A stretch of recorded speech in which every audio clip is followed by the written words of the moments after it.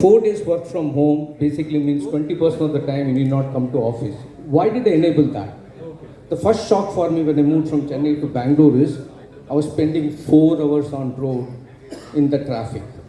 Unproductive, tiring game for me. So I thought, let me give a relief to employee and work away from home. And COVID taught the world you can work from home. COVID gone, I don't know what happened to HR people, and suddenly they said, let's see your face in the office. God knows why. Well, you want to see my face? What is so great about my face? I'm not Nayanthara or somebody who wants to have a look at. But everyone said, no, we want to have a team meeting.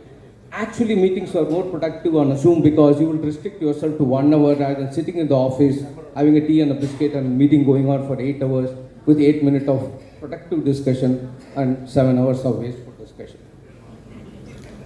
The third point, again, is provide your employees. I'm talking about 12 practices I introduced to retain employee. Why?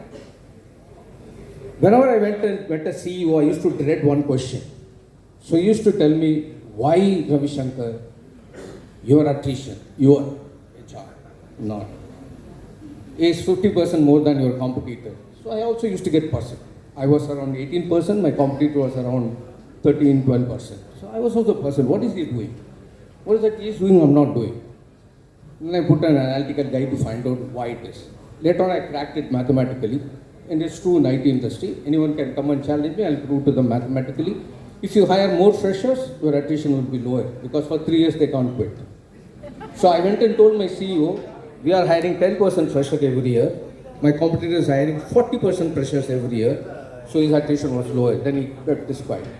And second thing I told him, like one of my panel members said, that tomorrow, if my kid decides to go and marry somebody whom he likes and lives with that person for 3-4 years, and one day decides to divorce that person and comes home and blames me, I'll tell him, boss, you selected, you lived with that person, you are responsible for it.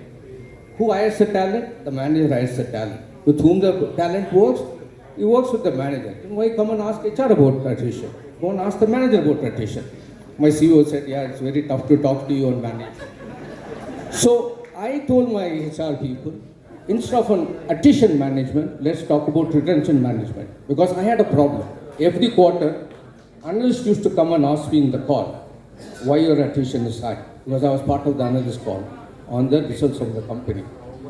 And if I say my attrition is bad, my share price goes down, which is not the liking of the CEO because he owns a lot of shares.